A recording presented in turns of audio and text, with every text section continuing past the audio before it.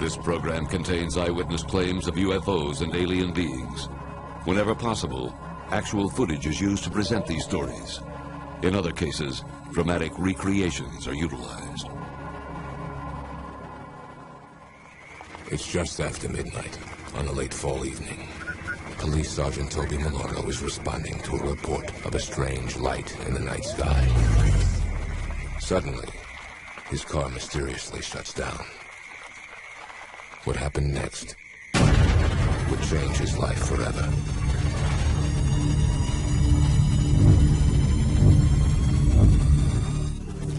Our spacecraft from another world secretly visiting the Earth. Thousands being kidnapped by an alien species and subjected to horrifying experiments. Outrageous claims? Or could they possibly be true? Good evening, I'm Robert Davi.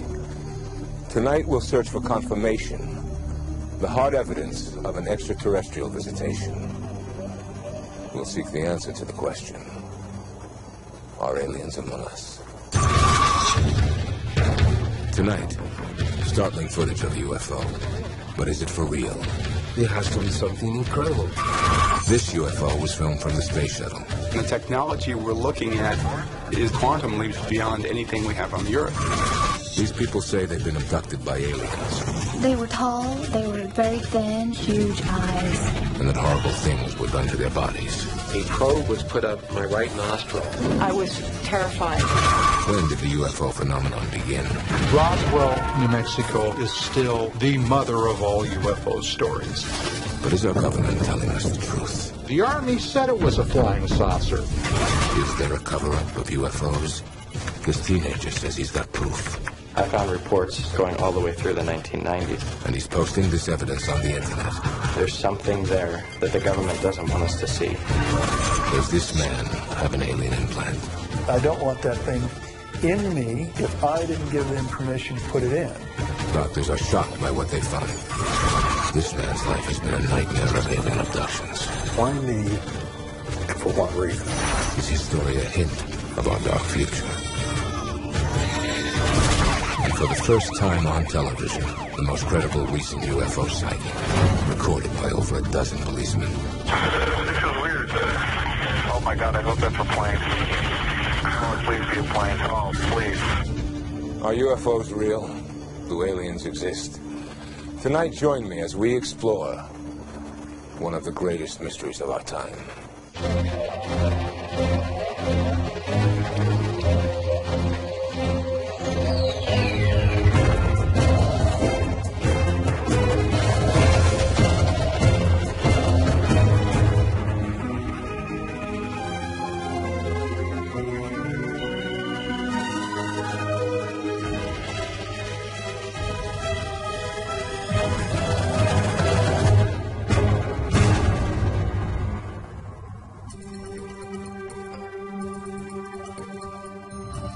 UFOs, unidentified flying objects.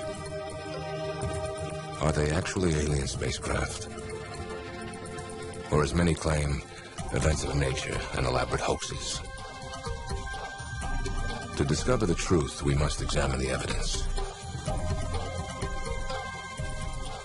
In the last 50 years, literally thousands of UFOs have been photographed. And recently, home video cameras have captured many more on video. Many of these UFOs are breathtaking. Others are just bizarre. Two of the more remarkable images include a controversial new video that many called a hoax, and a decades-old photograph that, to this day, no one can disprove. We begin with a look at the most recent hotspot of UFO activity. Mexico.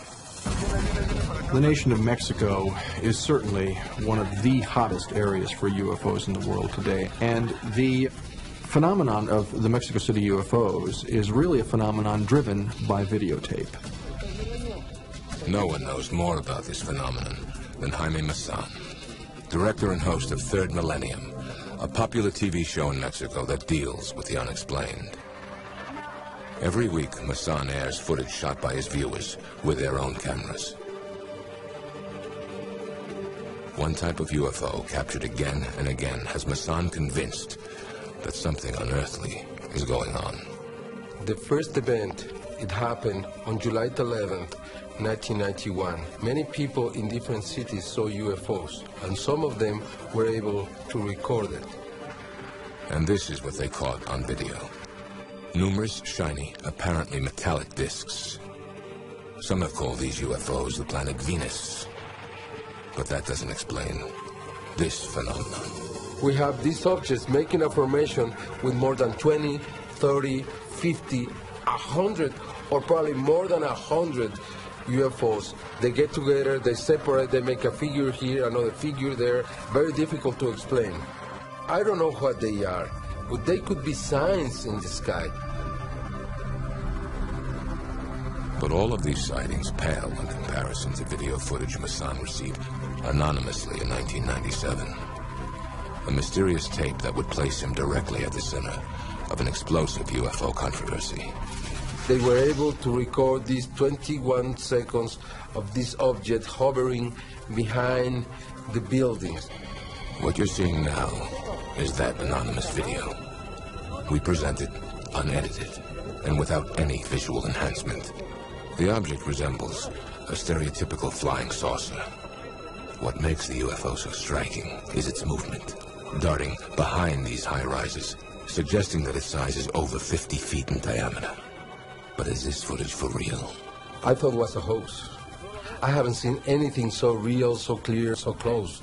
And then I said, no, this is not a hoax. There has to be something incredible. The obvious question arises, were there any witnesses?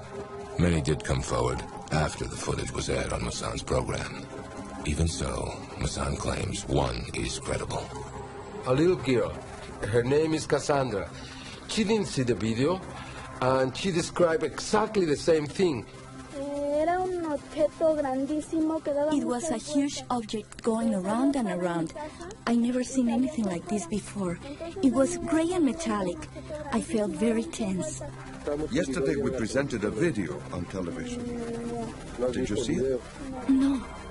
There is a group of more than 100 people who don't want to come into camera in front of the public, but they say, we saw it.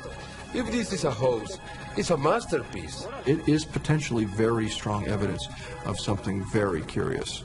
And one has to ask, could this possibly be real? We asked that very question to renowned skeptic Philip Klass, the author of numerous articles and books on the UFO controversy, and an aggressive debunker of any purported evidence of aliens among us. Klass is not afraid to confront anyone on the subject, even Jaime Maussan. In 32 years, I have never encountered a single case that could not be explained in down-to-earth, prosaic terms. What does he think of the mysterious discs videotaped all over Mexico? These are helium-filled mylar balloons, which are sold in Mexico. They are very popular. And what about the anonymous flying saucer footage? Almost certainly, beyond any doubt in my mind, this was a hoax. When I first saw this, I said, wow, maybe there's really something here, but on closer examination, it doesn't make it. Visual effects artist Dennis Murin has won 8 Academy Awards for his work on such films as Star Wars and Jurassic Park. I just adjusted the contrast a bit on it to bring the contrast up and brighten the scene up a bit. And it looks like the line underneath the saucer here might be continuing on through the building. I think what we're seeing here is actually a composite. It's 2 separate scenes. Here, at Industrial Light and Magic, Hollywood's leading special effects company. Creating a shot like this is about as easy as it gets. All you need is the right software. For example, we have a shot here that we did for a commercial. The original element of the skier looks like this, but the environment that we want to put him into is here. We have the ability to put the two together. So in the context of the UFO footage, we can put him behind the rock the way the UFO goes behind the building. We can zoom the camera to fool the eye into thinking that it was shot at one time. And we can do both at the same time to add up to the impression that it was shot and it's real, when in reality it's not real. Seeing isn't believing. Who is going to invest $8,000, $10,000, $20,000 into produce something like this just for a joke? Actually, it wouldn't cost that much. When we were doing the Star Wars films, for example, and all the way up through the 1980s, to put, say, a flying saucer like this or a spaceship in front of the background would take, $200,000 or $300,000 worth of equipment and a dozen highly specialized, talented people who've spent decades learning how to do their skill. Now, 1 or 2 people on a desktop can do that with a Mac or a PC and turn out something that looks pretty darn good. We've proven that any new video like this can easily be faked. Ironically, the most convincing evidence of a UFO may be photographs from nearly 50 years ago, a time when computers that could alter or create images were merely a fantasy. These 2 shots, taken in 1951, are the most widely disputed, but never disproven photographic evidence of a UFO. The photographs, of course, obviously have all kinds of implications. That if these photographs are real, then UFOs must be real. For a conclusive analysis of these remarkable photos, we obtained the original negatives and brought them to the Brooks Institute of Photography in Santa Barbara, renowned for its definitive study of the Shroud of Turin. By using the most sophisticated computer software available on the original negatives, they were able to literally take these photos apart, piece by piece. I can come in on it and see if there's any mismatch in the grain pattern, the grain structure, anything that's an obvious tip-off as to this being a fake, and there's some sort of darkroom trickery. The photos were taken by Paul and Evelyn Trent, a young farming couple from McMinnville, Oregon. Could they have pulled off such a convincing fraud? The Trents were not the sort of people that you would leap to the conclusion they were hoaxers. They had no interest in UFOs. They weren't imaginative people. They were farm people. To skeptics like Philip Klass, the Trent photos would be easy to fake and are easy to explain. The photograph almost certainly shows something like a hubcap suspended from electric wires that connected the house and their garage. But the experts saw no evidence of this anywhere in the photographs. There's no sign, no hint of anything suspending the object, a thread, a wire. I just don't see any threads or any wires there. If it wasn't a hubcap suspended by wires, was it simply a model thrown in the air? Not according to the analysis. In fact, the UFO itself offered the most convincing evidence. I think if it were an item very close to the camera, it would have a much darker underneath on that one photograph. There'd probably be more evidence of some sort of texture, surface detail, when in fact there is not. So for that reason, I'm convinced that it is a distance away from the camera. How much of a distance? According to the Brooks Institute, it's likely that this object was thousands of feet from the camera. That calculation would make the UFO hundreds of feet in diameter. Putting the theory of a hoax further in doubt is the fact that the Trents never profited from taking these pictures. Even so, Philip Klass is not convinced. Why would they do this? To achieve fame? To see if they could fool the experts? If this was, in fact, what the Trents were after, if they actually did fake these famous photos, then they somehow did a better job 50 years ago than the sophisticated computers of today. As it stands, these 2 famous photographs cannot be debunked by the experts, and they remain unexplained. If you think the most convincing photographic evidence of unidentified flying objects has been documented here on Earth, you may be wrong. Recently, UFOs have been analyzed from a startling new and unexpected perspective. And liftoff of Space Shuttle Discovery.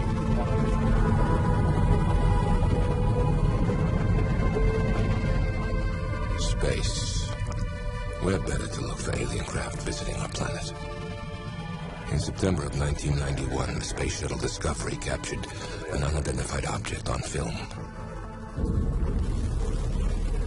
What you're seeing now is actual footage shot by NASA cameras from that shuttle mission. Watch the top of your screen. Note the object that moves from right to left. Two mysterious flashes, and it makes an immediate 135-degree turn and accelerates. This is followed by a strange streak of light, which seems to narrowly miss the unknown object. This dramatic footage has been in dispute since it was shot. I studied it extensively over maybe a 2-year period at least. University of Nebraska physicist Jack Kasher worked for nearly 10 years in the research and development of a Star Wars defense system for the upper atmosphere. His quantitative analysis of the NASA footage concludes that the UFO cannot be explained as a natural phenomenon. It's clearly above the atmosphere and air glow of the Earth. It maneuvers, it changes direction, it accelerates, and so the only thing really left is spacecraft. Others think this object is simply a small ice particle floating a few feet from the shuttle. Ice particles are a common waste product of the numerous shuttles that have orbited Earth. But Kasher is convinced NASA has recorded strong evidence of a large, intelligently controlled alien space vehicle. One of the very strange things that happens is that the main object actually stops and sits there for half a second before it accelerates back up to the right. An ice particle could not do that. If they're not ice particles, you don't have too many other options. They're not space junk, they're not satellites, they're not meteors, because those objects don't change direction. There's never been anything that I've experienced that gave me any cause to consider that there might be other life forms. Apollo 11 astronaut Buzz Aldrin, the second man to walk on the moon, has a different opinion. I mean, the sky is filled with moving objects here. Do I think that they are, that is credible evidence? No way. You got to have much more confirming of it. That doesn't impress me very much. Not every former astronaut is as skeptical. Well, it is true that there's all sorts of things floating in space, but I don't think it should be dismissed out of hand. We need to take a more careful look at this type of evidence than we might otherwise. Dr. Edgar Mitchell also walked on the moon during the Apollo 14 mission. I'm quite open to looking at evidence and looking at data that purports to speak of an extraterrestrial presence or some sort of space activity we're not familiar with, and analyze it critically. Perhaps we have been visited. To me, I don't see anything in the video that reflects anything about UFO. Research scientist Skeet Vaughn studies the upper atmosphere for NASA. He believes the unknown objects are common space debris or waste products, most likely from the shuttle itself. And he has a theory to explain their movement. If you look at the video very carefully, you'll notice there's a flash of light. And that flash of light is probably the thruster engine on one of the shuttles. When you have a thrust effect, the thrusting of the gases move out, and that hits the object and makes the object move also. If you're a skeptic, it's easy to brush off. But if you're open-minded and you see this, there's something weird about it. Dr. Mark Carlotto has 20 years of experience conducting digital image processing for scientific research. These were not videos taken by someone in their backyard. These were taken aboard a U.S. spacecraft, so the integrity of the data cannot be questioned. NASA's explanation is that what we're looking at here are ice particles floating around the shuttle, but when you look at it more carefully, it doesn't make sense. If it was a thruster firing, when the thruster firing occurs, the orientation of the spacecraft should change, very slightly. But we don't see any change in the apparent motion of the stars, so that indicates the attitude of the shuttle has not changed from the thruster firing. Dr. Kasher believes the UFO was miles from the shuttle, well out of range from the thruster firing, and that it was moving at an incredible speed. If the object is as close as 10 miles, it went from 0 to 2,500 miles an hour in 1 second. And that's an acceleration of more than 100 Gs, which would kill a human pilot. And the technology we're looking at is just quantum leaps beyond anything we have on the Earth. And what about the mysterious streak of light? Could it have been intentionally directed towards the unknown object? You have a streak that goes through where it had been. One thing that pops into everybody's mind is that this is some kind of a missile or weapon system. Kasha bases this theory on years of analytical, comprehensive study of the video. Could the double flash of light be the firing of some kind of sophisticated weapon? And if so, from where was it fired? At the time this event took place, the shuttle was on a course over the west coast of Australia. Curiously, there is a large American military installation near Alice Springs in central Australia. And it's the largest satellite intelligence gathering facility in the world. Although there is no proof, there is speculation that a Star Wars missile defense system is operational at this site. But for Buzz Aldrin, the explanation behind this footage is far less provocative. And I think we're often fooled by optical illusions. I mean, it's even a term that's quite common to most people, optical illusion. What does it mean? It means that there's an illusory thing that we pick up with our eyes that we can't quite explain. Illusion or not, astronaut Mitchell believes this UFO, like others before it, deserves serious study. There have been a large number of other anomalous type phenomena that have been associated with the UFO phenomenon that are not easily dismissed. This should be looked at, and we should know what that is. Although NASA insists this footage is nothing unusual. After this mission, all live satellite feeds from shuttle cameras were canceled. While the debate continues over the shuttle Discovery footage, a more recent mission is causing a whole new controversy. In December of 1996, a shuttle camera recorded this bizarre image above the Earth's atmosphere. And on the same mission, these three objects were captured on video by NASA cameras. They seem to orbit directly over a thunderstorm on Earth, moving independently of each other, yet closer together. And then there's this startling occurrence. Dr. Kasha is eager to analyze this new space shuttle footage. And these three objects are moving with respect to each other, so they're not stars. And the cameraman is interested in them too. He's going to follow them, try to get a closer look. So we have some interesting, intriguing things that I really don't understand. The most interesting thing to me is that little blob that seems to pop up from the clouds or whatever. It's got that little dark center, and it's circular, and it floats across, and I'm just really not sure what it was. I would love to be able to explain what it is. I wish NASA, when interest is shown in something like this, would put people on it to investigate it thoroughly, not just to watch the video. Sit down and do a real rigorous job and show us the science and the calculations and try to really explain what some of these things are.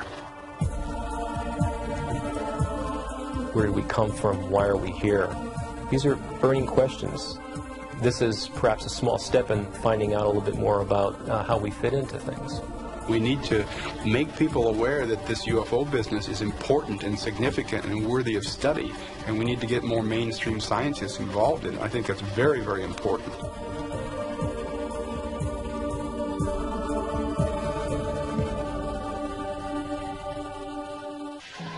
This program contains eyewitness claims of UFOs and alien beings. Whenever possible, actual footage is used to present these stories. In other cases, dramatic recreations are utilized. Some say evidence of aliens here on Earth can be found as far back as ancient Egypt. The modern UFO age, however, began with two events in 1947. The first involved a man who made flying saucers famous. The second, a town that made them legend.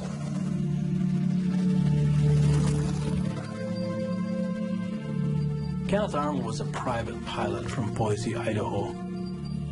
A conservative, Western sort of man. A man without a great deal of imagination. wasn't much of a reader, certainly not a science fiction fan. On June 24th, 1947, just before 3 p.m., Arnold was flying a small plane to Yakima, Washington. Arnold sees 9 disc-shaped objects traveling over the Cascade Mountains, flying in formation. Arnold was able, because he knew the area, to compute that they were traveling at least 1,200 miles an hour or faster. Now, there was nothing known anywhere on the globe in 1947 that could match that speed.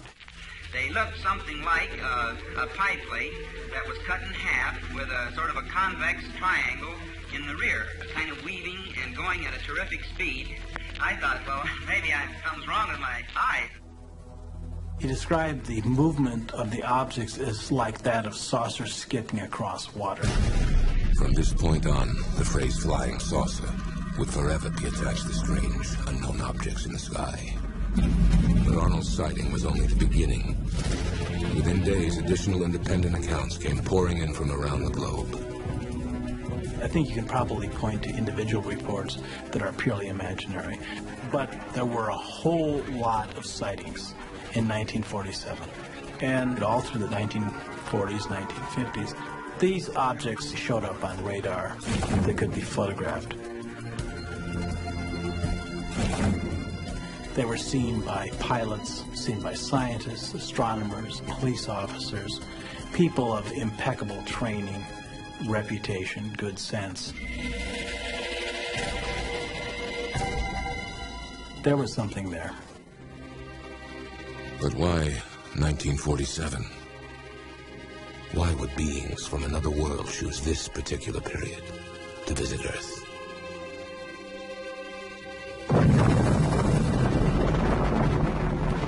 One favorite theory was that extraterrestrials had observed nuclear explosions going on the Earth's surface and realized that we had come to some level of technological development where they had to pay attention to us, because it would not be very long after this that we ourselves would be going out into space, which of course is what has happened. Still, the numerous sightings of 1947 might have been forgotten had it not been for what happened in a deceptively quiet corner of the American Southwest. Roswell, New Mexico is still the mother of all UFO stories. In 1947, the Cold War was heating up, and the Roswell Army Airfield, home of the 509th Bomber Wing, was the only base in the world that had nuclear weapons. Tensions were already high when the following disputed events supposedly occurred. A disc-shaped object crashes in the nearby desert. Hearing accounts of bizarre wreckage, soldiers from the base are dispatched to the site. They are shocked to discover debris from an alien spacecraft strewn across the sandy landscape. It is quickly gathered up and stored in hangars on the base. Among the wreckage, eyewitnesses report seeing a number of alien bodies. Pilots from the mysterious craft.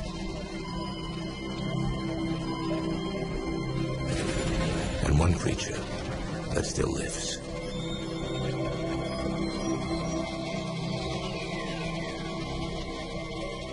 From this point on, the details of the Roswell story and the explanations given by the military get murky. The United States Air Force has told 4 separate and distinct stories about the Roswell incident. The first story, a press release, said that the Air Force had captured a UFO. The next story came literally the next day. Oops, not a UFO. A weather balloon.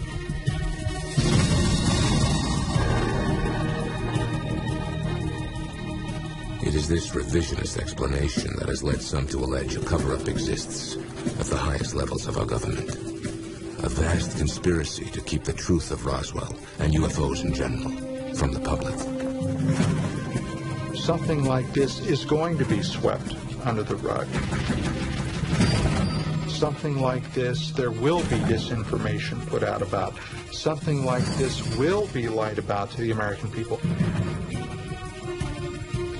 Let's not forget, the Army said it was a flying saucer.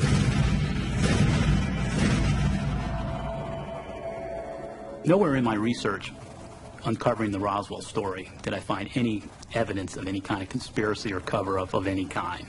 James McAndrew wrote the recent official government report on the Roswell incident. What was found near Roswell in July 1947 was the very first launch of an experimental project called Project Mogul. Project Mogul was a high-altitude balloon program designed to detect Soviet nuclear explosions. Launched from nearby White Sands military base, these balloons, according to the government, landed near Roswell in 1947. As for the alien bodies, McAndrew credits another military project in which new parachute designs were tested by dropping crash dummies from a high altitude. And we believe that this is what people observed, the Air Force recovering from the desert, that have now become the so-called aliens of the Roswell story. I think Roswell is in many ways very similar to the Kennedy assassination. No matter what you tell people, they don't accept the truth. The crash dummy project did occur, but as official documents state, not until 1954. The government believes foggy eyewitness memories have blurred the two incidents into one. It's one lie followed by another.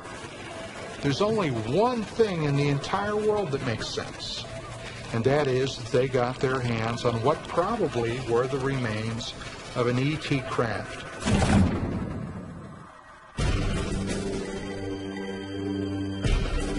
Although what actually happened at Roswell is in question, the subsequent effort of the United States government to study UFOs is not. Between the summer of 1947 and the end of 1952, the Air Force had collected some 3,200 UFO reports. And it concluded that approximately a quarter of them remained unexplained after investigation. They were classified as unknowns.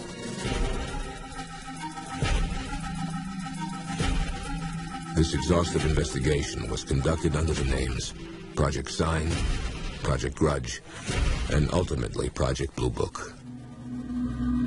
In 1952, Blue Book would face its greatest challenge when a dramatic UFO incident rocked the nation's capital. Over 3 consecutive weekends, a cluster of low-flying yet high-speed UFOs buzzed Washington's historic monuments. All I might add, in restricted airspace. These objects were witnessed. Newspapers all across the United States reported on this. Civilian and military radars in and around the Washington area were picking up these objects. Planes were scrambled, not from nearby Andrews Air Force Base, but from a farther away base. The hottest aircraft we had at that time was brought into the fray. The impact of these sightings was felt throughout the corridors of power in Washington. There were so many reports that intelligence channels got clogged up with UFO reports. In other words, if a hostile foreign power had chosen that moment to attack the United States, the message could not have gotten through to the Pentagon. This undermined our ability to respond to what the defense establishment felt was a more likely threat. Soviet nuclear missiles. Alarmed, the CIA began a full inquiry. Now, not as you might suspect to make a determination on what UFOs were, but how do we treat this in the public? What do we do to make UFOs into a non-subject? They said basically our principal goal on the national security level is to debunk UFOs, and they did use that term. And so it became policy to debunk UFOs. Project Blue Book was told to adopt this new skeptical agenda, in spite of any evidence to the contrary.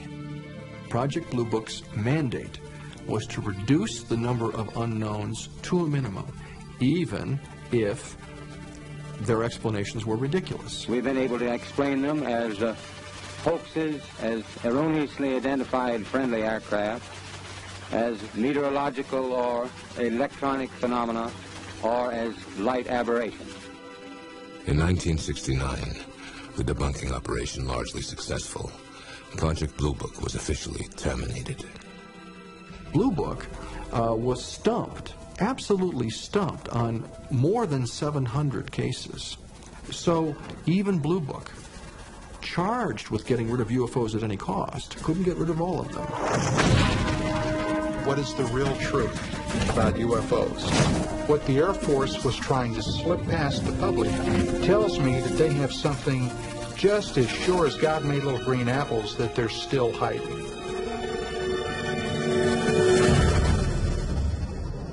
Whether they call themselves abductees, experiencers, or contactees, these people and thousands of others just like them say they've been kidnapped by extraterrestrials. Could an alien race actually be conducting a widespread abduction program? It's a question that goes right to the heart of the UFO controversy. The impact of these experiences on the people that have them is enormous. UFO. Harvard professor of psychiatry, Dr. John Mack, is a Pulitzer Prize-winning author who has researched the abduction phenomenon. His book, detailing his exhaustive study, is considered a landmark work on the subject.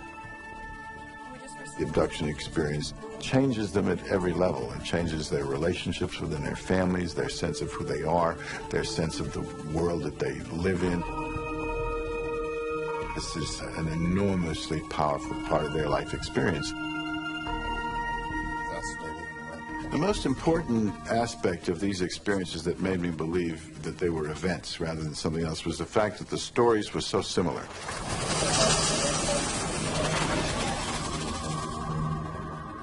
A typical abduction would go something like this. The person is in their bedroom. A light will come into the bedroom, an intense light. It was very bright, but it wasn't blinding. You could look into it. It had like a blue hue around it. Then they may see one or more humanoid beings around the bed. They were tall, they were very thin, huge eyes. They are paralyzed. They end up entering a UFO, some kind of a craft. And there are what they call the grays, with these now familiar, well-described big black eyes. There's something with the eyes that really catch the attention to the point of where looking at the rest of the physical being is not as important as paying attention to the eyes. A number of procedures are done to their bodies, which may involve probing of almost every part of the body, taking of sperm from men, eggs from women.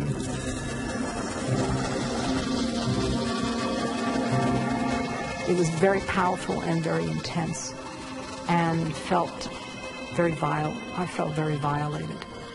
There was a sense of helplessness, a sense of being violated, and everything else associated, like with a rape.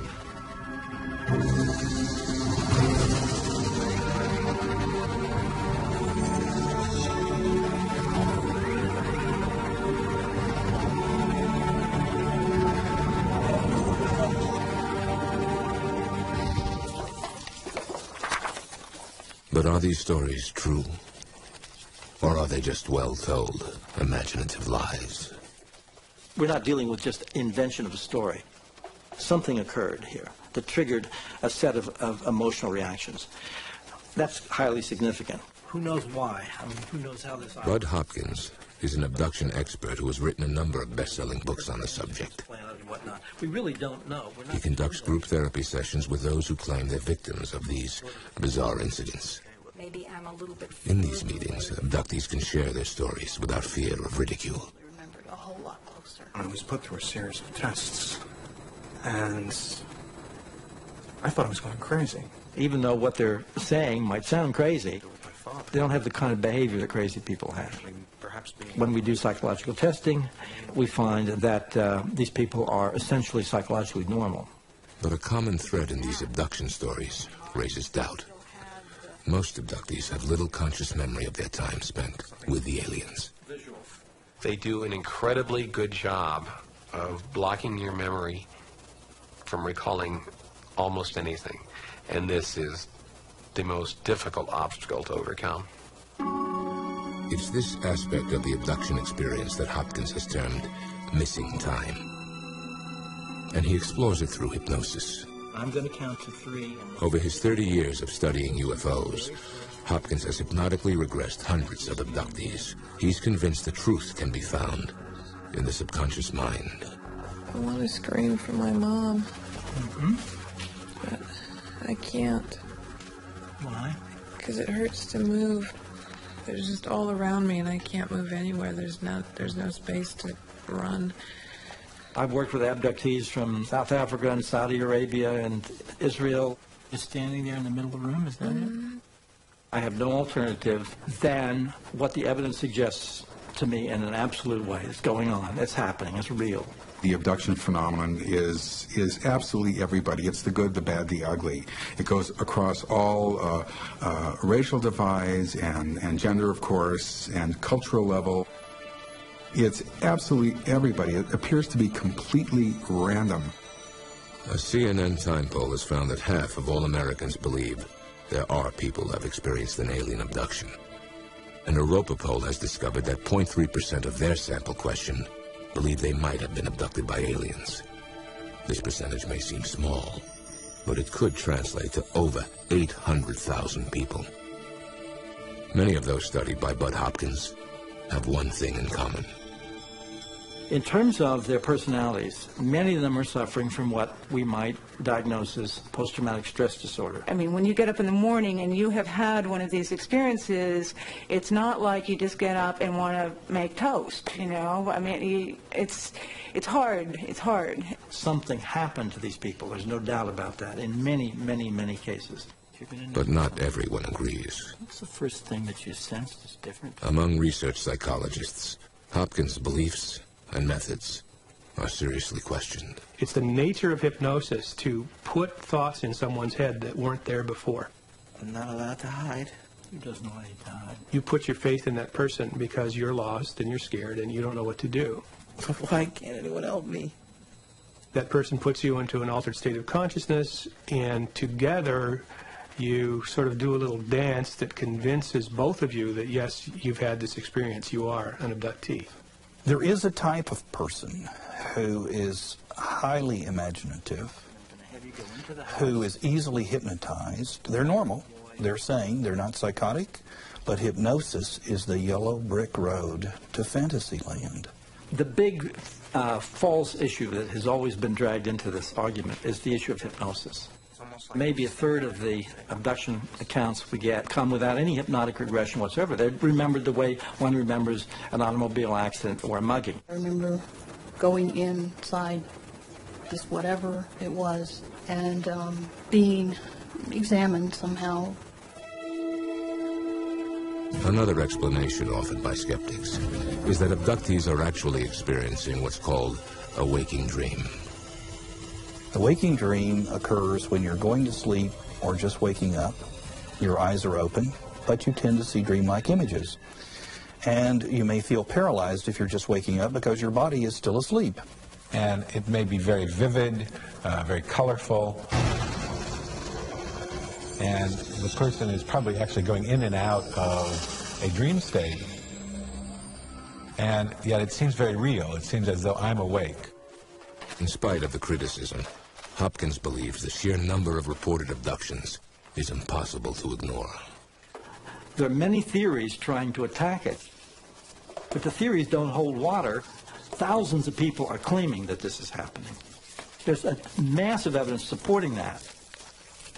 Now, for me, the evidence constitutes proof that this is going on. Well, I don't know that I really want to believe it's true. C.D.B. Bryan, author of the bestseller Friendly Fire, investigated the abduction phenomenon for the New Yorker magazine. It's quite a terrifying possibility, isn't it? That some strange beings can lift you out of your bed at night and into a spacecraft and do strange medical experiments on you.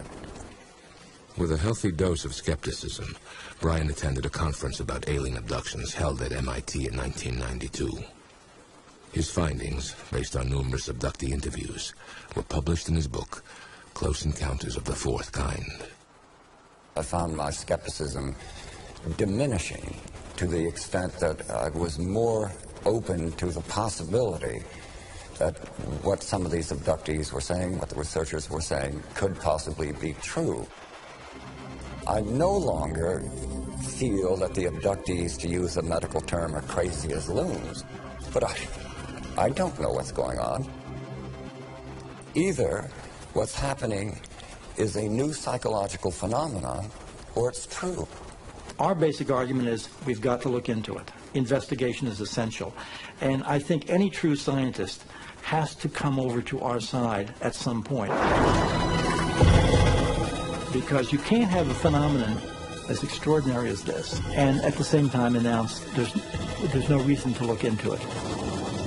An extraordinary phenomenon demands an extraordinary investigation. Thousands of people worldwide believe they've been abducted by beings from another world. But one question has undermined these incredible stories. Where's the proof? Many abductees claim it's the strange foreign objects they found in their bodies, implanted, they say, by their alien captors. Their purpose, unknown. Will the surgical removal of one of these items be the proof of aliens among us? With this procedure, we finally have the opportunity to get to the bottom of this incredible mystery. Whitley Strieber was already a successful fiction writer when he published a landmark book in 1987 about his own abduction experience. The book, Communion, triggered an unprecedented reaction around the world. I was shocked to find that thousands of others said they had experiences similar to mine.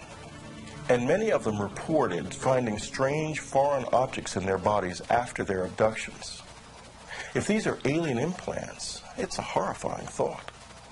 What are they for? We found one man who believes he has an implant and wants it out of his body. He wishes to be referred to only as Paul. Paul, how did you first become aware that you might have an implant? I was skiing with some friends. I took a fall. They took an x-ray of the hand, and there was this strange object next to my thumb. How did you feel when you found out the object was there? Well, the first thing is why me? I'm not a particularly extraordinary person. Why would I be tagged? I had this feeling like I was a wild animal or a piece of cattle. I don't know how it's influencing my life, my thoughts, my health. I don't want that thing in me if I didn't give them permission to put it in.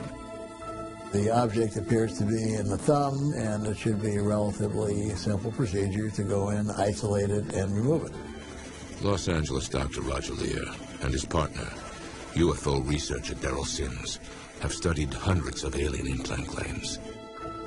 And Lear himself has removed 2 objects from the bodies of supposed abductees. These objects seem to be all over the body, deep inside the skull, in the brain, near the lung, virtually every place you can imagine on human anatomy. We are trying to find out by a scientific method and use those principles of science to find out exactly what this phenomena is and what's going on in these individuals. So far, test results have been inconclusive, but Lear's convinced the object in Paul's hand is different and might be the evidence they're looking for. He bases this conclusion on one curious detail. Paul is an interesting case. We took a physical examination of his hand and arm, and we looked for the telltale marks of the portal of entry. We didn't see any. There was no scar. It had to enter somewhere. It had to enter somehow. Paul has no memory of a previous injury, even as a boy. But perhaps this mystery isn't as mysterious as it seems. Now, if this fragment went in along the same lines as the creases of the thumb, you may not have noticed it. Dr. Nazreen Babu Khan of the University of Southern California School of Medicine believes there's a more innocent explanation for the mysterious object in Paul's hand. It's very easy to forget that you've gotten a bump or that you got hurt or that you had a pencil poke you in school. A lot of people come in and they have no recollection of it. He may have not noticed that something went under his skin, and the skin may have healed over it very nicely, not even showing a scar. Nevertheless, Lear and Sims are convinced the other foreign objects that have been removed offer clues that suggest an intelligence was involved. The nerves that they were attached to seems to indicate that there was a procedure there done that allows whomever did this to monitor that person's biological functions and even to control them. They could be tracking devices. These could be devices for monitoring a genetic change or genetic progression in the body. Perhaps if they are truly implants, they are there for a purpose where we as a human being couldn't even surmise. Just what is the foreign object inside Paul's body? The only way to know for sure is to have it removed. Are you afraid of having this taken out? I am afraid of what might happen when it's being taken out. Has it been designed in a way that's going to harm me when it's removed? I don't know. Am I anxious? Am I afraid? Sure I am. Will I be relieved if it's not alien? You bet. With everything in place, the surgical team begins its work. A local anesthesia numbs Paul's hand.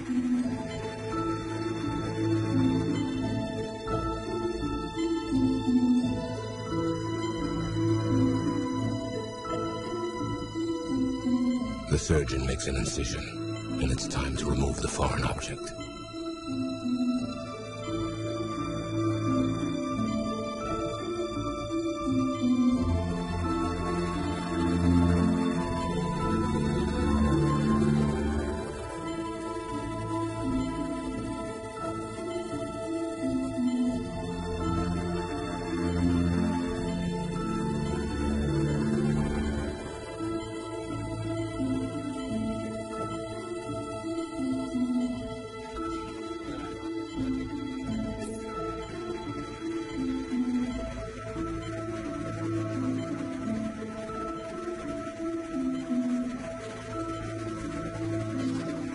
The object is dark, almost black in color. I think it's fairly safe to say at this point that this object is certainly not similar to any of the usual objects removed from the human body. This is one of the most unusual objects that I've seen in 34 years of medical practice.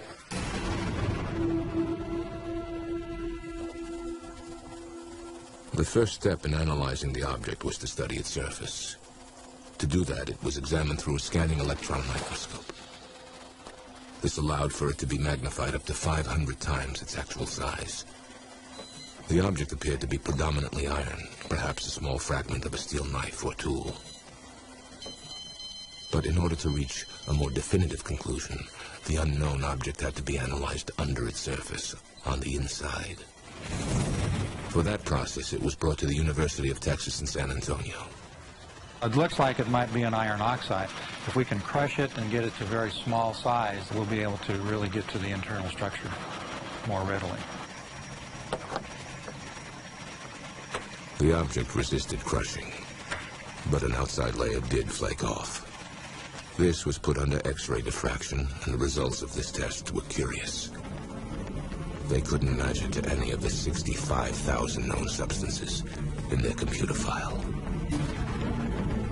It's not in our file. I'm not sure what to think about that at the present time. That's as many known substances that we have on the planet as possible. According to the lab's official report, if the material analyzed is indeed iron, it lacks any internal ordered arrangement of atoms or ions. Whatever substances make up this unknown sample, it's a mystery this test couldn't solve. The combination of these elements could be put together by nature, they could have been put together by man, or they could be put together with a different type of physics that we have little knowledge of. This is an extraordinary discovery. Why can't it be identified?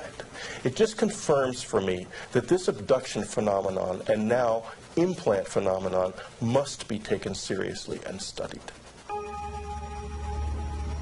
Of course, other tests may offer a more conclusive analysis of what this unknown object may be.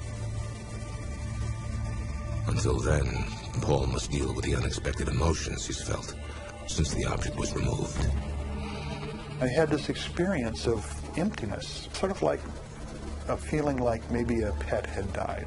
I'm not sure how to explain it other than this sense of something missing.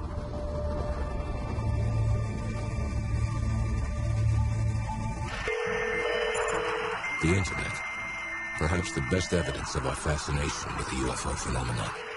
The World Wide Web is today, without a doubt, the world's largest repository of UFO information.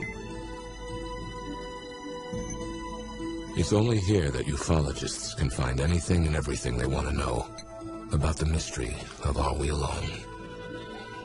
The UFO subject virtually dwarfs all other subjects on the Internet. UFOs are the second most popular subject in terms of web traffic and number of websites, right behind sex.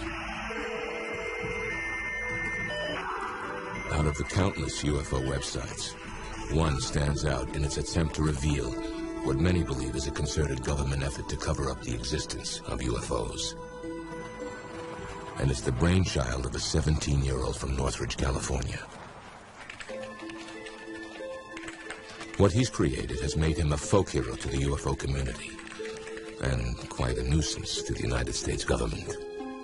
It's almost like an X-Files episode in our house. It's kind of my hidden other life that not many people know about. John Greenwald is the mastermind of the Black Vault, a website doggedly devoted to uncovering and unveiling once top-secret government documents relating to UFOs. The Black Vault was kind of a name I thought of late at night, and really the name is exactly what it is. It's a vault of information. John's website holds over 6,000 pages that he's obtained through the Freedom of Information Act. These documents are displayed just as John gets them. With UFO information the government doesn't want us to see, blacked out. I have half pages that are blacked out, full paragraphs, but what's interesting is I'll find pages that are just completely blacked out from top to bottom. The government position is that this censorship is common in declassified documents and is necessary for national security. But John remains suspicious. And the list of government agencies he's contacted reads like a Washington, D.C. phone book. The Central Intelligence Agency, the Defense Intelligence Agency. There's been about 10 Air Force bases that I've gone to. NORAD, Office of the Assistant Secretary of Defense, FBI, lots of letters to the Pentagon, and there's different offices in the Pentagon. The headquarters for the Air Force, the United States Navy, United States Army Reconnaissance Office. There's been a lot. There's been a lot. She's got a dance recital. I think we're the only family in Northridge, at least, that gets calls from the FBI and the CIA, and they want to know what he wants, why he wants it. They don't realize that he's still in high school. I think they probably do get annoyed with my letters. I don't get pushy. I try and be as polite as possible in the letter. But it's tough when they tell you that there's no records on something and you feel that there is. John's internet detective work has led to dramatic discoveries that have impressed UFO conspiracy theorists around the world. The government investigated UFOs with Project Blue Book, which ended in 1969. And since then, they've stated that there's been no evidence to go into UFO sightings. But what I found with my Freedom of Information Act requests and my letters to different agencies, I found reports not ending with 1969, but going all the way through the 1990s. And the ones in the 1990s are more heavily blacked out than most of the stuff earlier in time. One of John's many targets is Ohio's Wright-Patterson Air Force Base, the mythical home of captured alien bodies and spacecraft. So I sent one of my requests to Wright-Patterson Air Force Base for all UFO documentation, and they sent me a letter back stating that there were no records at their office. But 4 or 5 months later, I discovered that they had almost 1,000 pages at Wright-Patterson. There's something there that the government doesn't want us to see. John's website receives over 33,000 visits and 4,500 emails every month. It's this popularity that convinces him he's onto something big. Whatever is behind that veil of black, I don't know. but something is being covered up. The fans of the Black Vault can expect many more declassified documents on UFOs. And the government agencies that already know his name can expect many more letters from a Mr. John Greenwald, a young man with a lifetime of questions. And until they're answered, we can never be sure.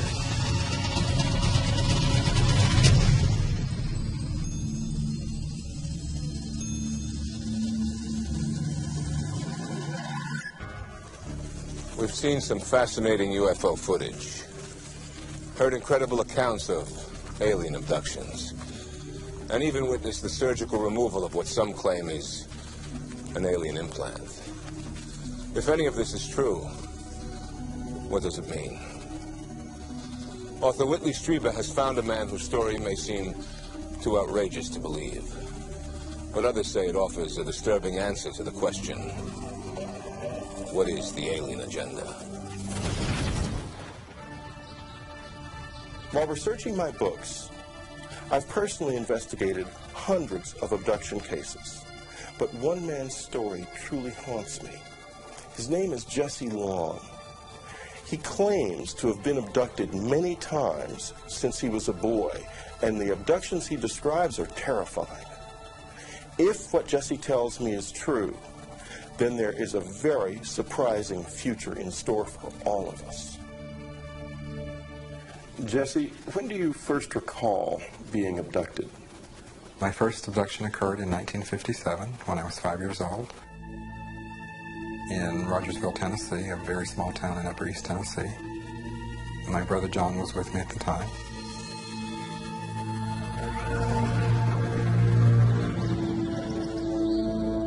Above the hill behind our house, we came upon what appeared to be a roundhouse under construction. And one man, a taller-looking figure, he had a rod, long rod in his hand. A light was emitted from it, and we were paralyzed.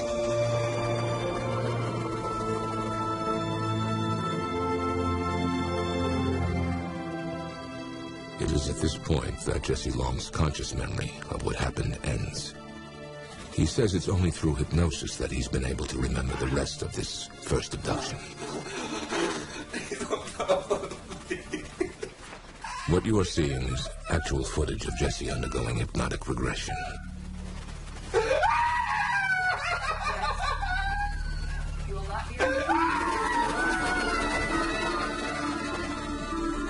I remember being taken into the craft, taken into one room.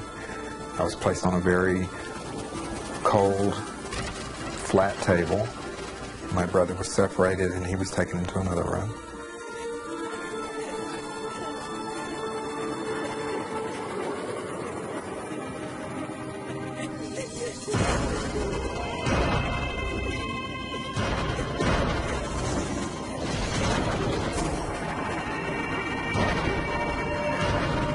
They were doing something down to my legs. I could feel them poking and prodding around my legs.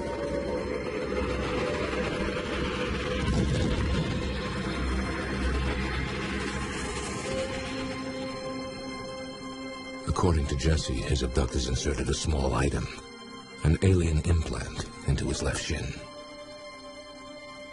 And it was in my body for 34 years. Could you feel it inside you? What did it feel like? It was always painful. I always had to wear my socks below the incision point because it was painful. In 1991, Jesse had the foreign object removed from his leg. There it is. This is actual footage of that procedure. It's good to have been flown. This is the object that was in my leg. And unfortunately, during the initial test that was done on it, it was broken into 2 pieces. But that allowed us to look at the inside. Some have dismissed the object as simply a shard of glass. But when it was analyzed at Southwest Research Institute, a materials analysis facility in Texas, the conclusions suggested a greater mystery. According to the lab's report, the object revealed a very remarkable composition and exhibited unique surface characteristics that cannot be explained, and that the questions outnumber the answers.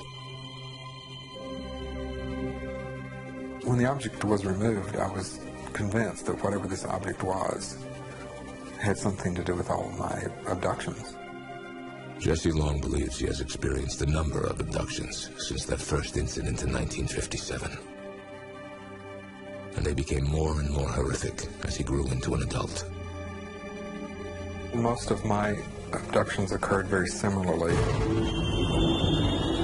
When they brought me into the craft, they would take me down a long hallway. They would place me on a flat table. Of course, I was paralyzed, and had to be because I was kicking and screaming. I didn't want to be there.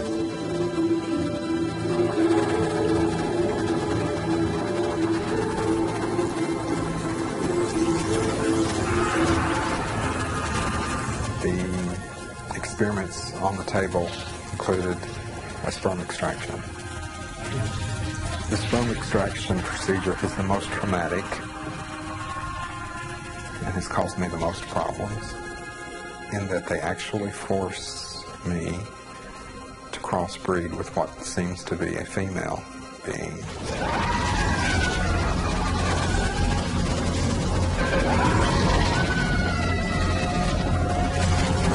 Okay, you're going to wake up. 1, 2...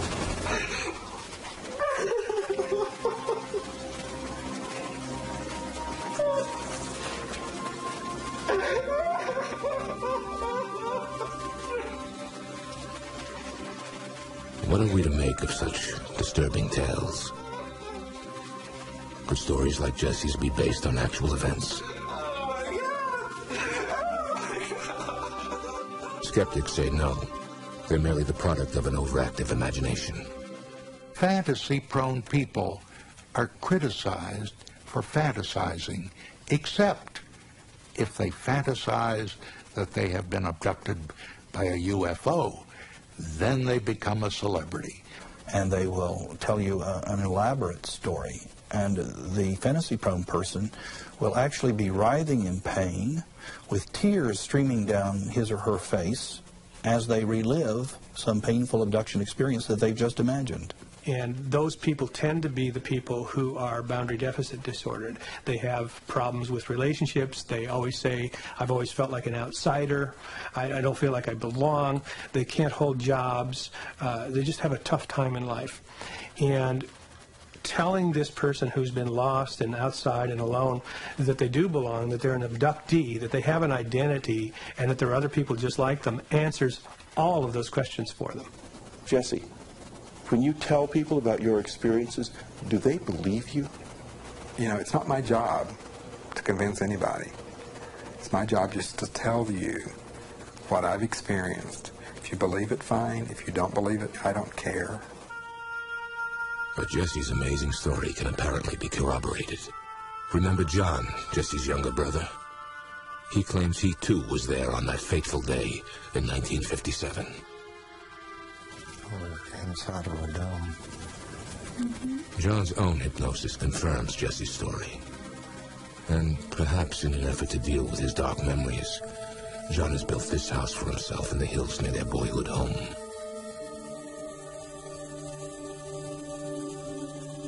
This is evidence that can't be ignored. And the story just gets more and more disturbing. What Jesse says happened to him in 1990 may answer the question that hangs over every abduction account. Why is this being done?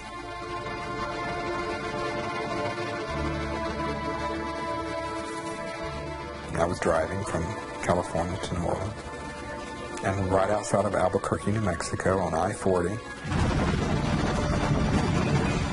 my car was lifted off the interstate up into a craft with me in the car.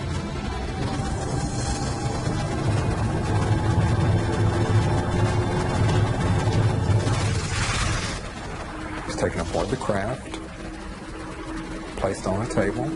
I was presented with a baby, was told, this is your child.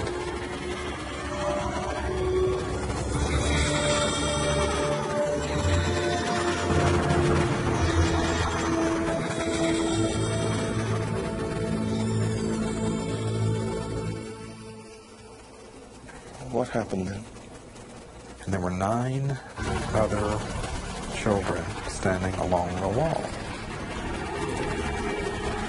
They all looked at me, and I could see, yes, they were mine. Each of the children who were standing along the wall walked up to me lying on the table, and they each touched my hand as they walked by and looked me straight in the eyes. And they walked on out of the room. And the message I was getting from them was, we're okay. Thank you. If you could confront your abductors, what would you say to them? If I could sit down with one of them right now and ask them one question, I would want to know why me and for what reason. We have thousands and thousands and thousands of people coming forward with these cases, not only around the United States, but around the world as well. David Jacobs based his book The Threat on the explosive issue of hybrids, the crossbreeding of aliens with humans. For Jacobs, stories like Jesse Long's are only the beginning. I think we are looking at a catastrophic situation. I think we are looking at a disaster. We're seeing a unified program here with these beings, a program of physiological exploitation by one species of another. And I know this sounds absolutely insane. We're looking at a colonization program in some way.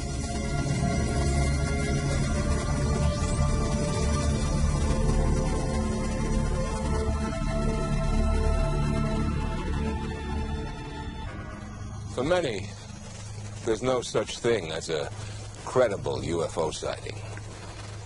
But what if the UFO is seen by policemen? That's exactly what happened in Ohio in 1994.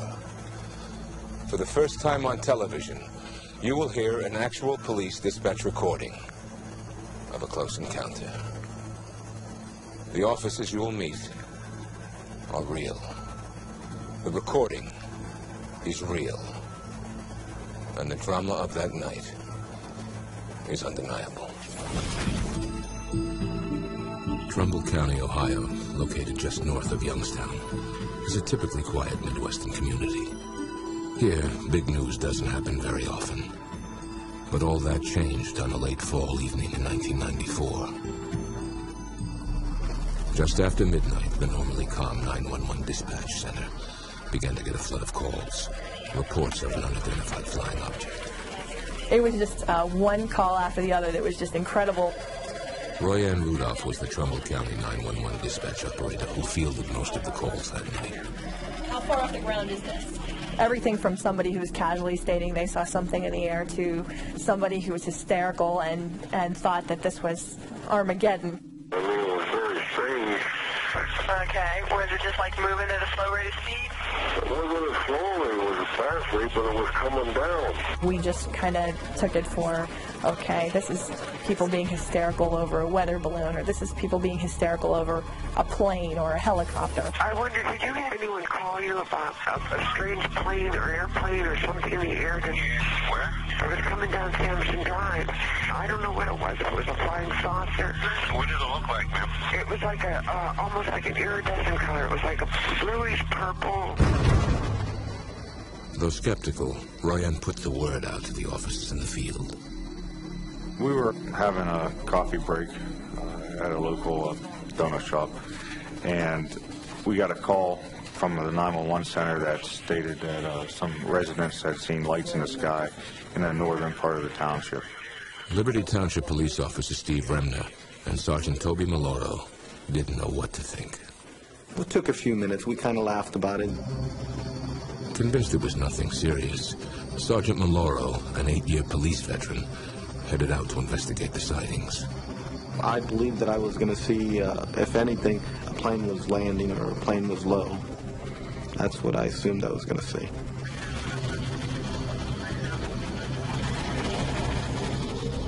I thought Toby would come back with some kind of comfortable solution that we could offer these people who were upset.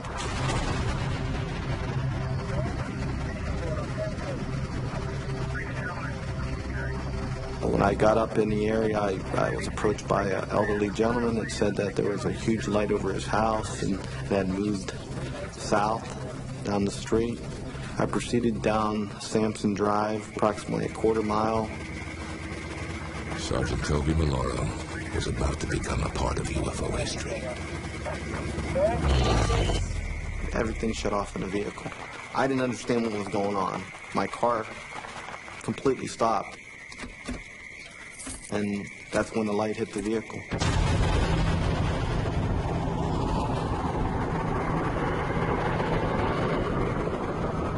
I stood outside. I was a little bit dumbfounded. I didn't know what exactly it was. I had to shield my eyes. All I could see was a very intense white light. It seemed to be more intense in the center of it. I know it was huge.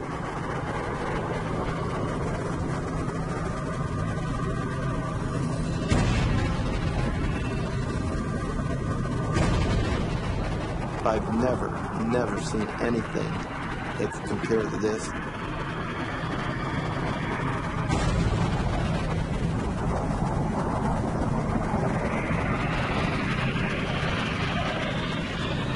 And the thing that was very strange was there was no sound. After 30 seconds, the object moved off, away from his patrol car.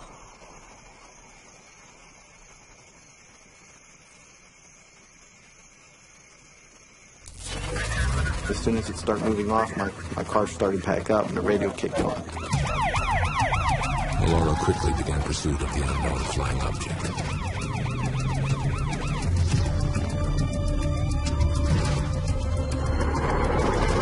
I'm trying to put two and two together and say, what just happened here?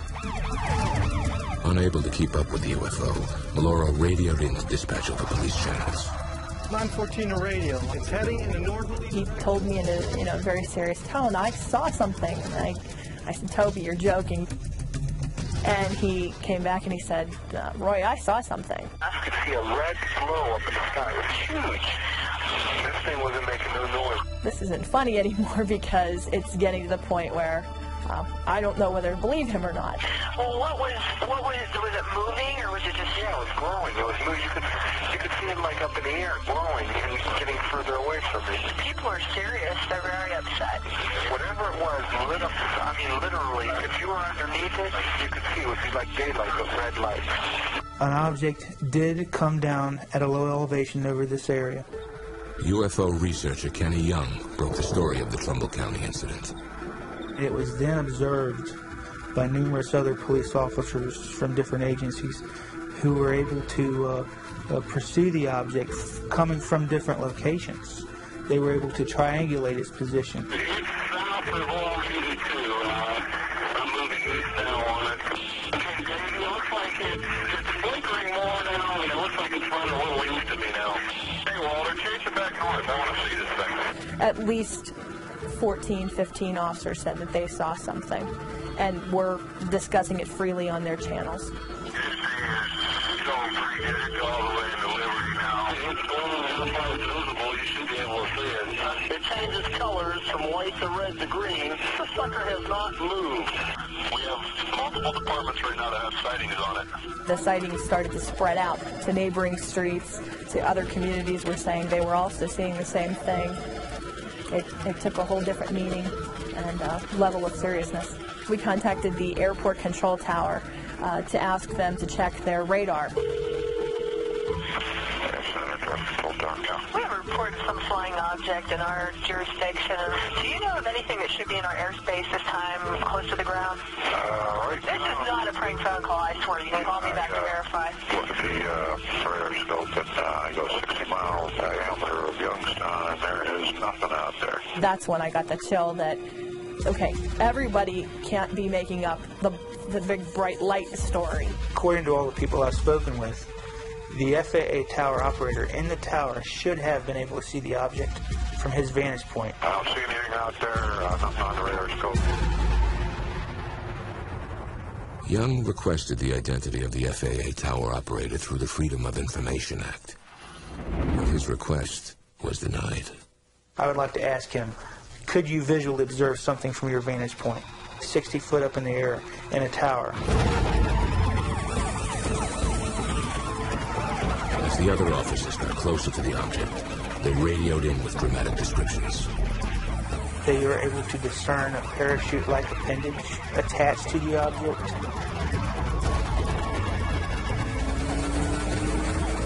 I've spoken with a number of the officers involved in this event. I've been satisfied that they are honest and they're telling me the truth.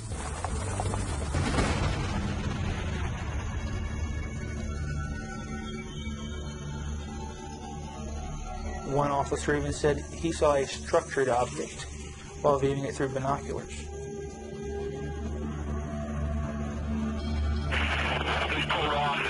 Definitely a structure there, unfortunately, what you saw. I can see an upper structure off the main part of the lighting. Right, yeah, something with a different color lighting to it. I had no idea what was going on. You had so many calls coming in from different locations. Lieutenant James Baker of the Brookfield Township Police Department heard the amazing UFO reports on his radio. I wanted to see for myself what everybody was looking at. I decided to go to the old radar tower. This is the highest point in Brookfield Township, and I'm told in Trumbull County. What he saw when he got to the top of the tower wasn't just one UFO. He saw three. They formed a sort of triangle pattern with the center light being raised up above the other two. Oddly enough, they were changing colors simultaneously from red, yellow, blue, and green. All three lights would change at the same time. I got them right here. I'm looking at them. What the hell is it? They're sitting stationary. I got three of them. What do they look like? I've got four discernible colors. I got red, yellow, green, and blue. And the one just looks like flashes. So if they're those planets those guys were talking about, then they're planets with Christmas lights on. This is weird. Oh my God, I hope that's a plane. Oh, please be a plane. Oh, please. I see three lights changing colors, and I've heard no concrete explanation of what they are.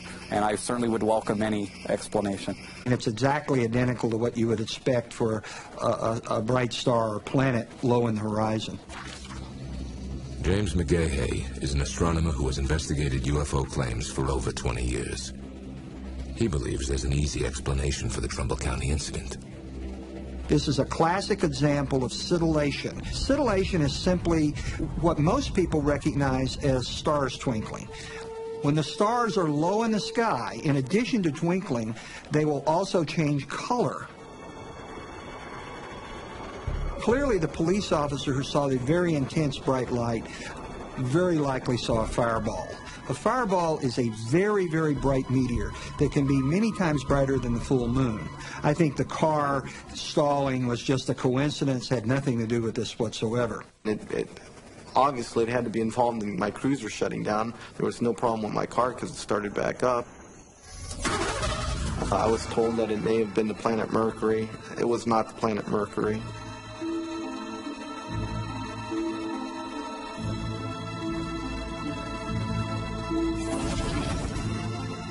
Another possible theory is that the UFO was a top-secret experimental aircraft from nearby Youngstown Air Reserve Base. There's no indication, evidence, or record of any kind that would indicate there were any experimental Department of Defense aircraft operating here. I can't, speak for other people who say they may or may not have seen something. What I can talk from with authority is what happened here at the base and what our involvement was, and there was apparently none. If it was a plane, it was some kind of new plane, because I've never heard a plane that doesn't make a sound. These policemen and the citizens who are looking at this are not trained observers to look at the night sky either from a standpoint of stars and planets or meteors or fireballs. And they simply made a mistake. They saw something spectacular. It looked spectacular. They equated it with something unknown, and the first thing that popped into their mind was the term UFO. And so, no, I don't question their sincerity. I just question the fact that they're reporting something and believing it to be something that it's not. I'm not saying what I saw was a spaceship from outer space, okay? What I'm saying is I saw an object that was not normal for this area, It gave off an intense light. It shut my cruiser off, including my radio. I lost contact with the 911 center, and it didn't make any noise. It's something that I've never seen before, I've never encountered before, and I haven't encountered it since. I do believe that they saw something. I don't believe that it was a star. There was something there. What I walked away from that night was a feeling that this was a lot bigger than just a couple people saying they saw a light in the sky. And it made us think maybe a small place like Trumbull County could have something big happen occasionally too.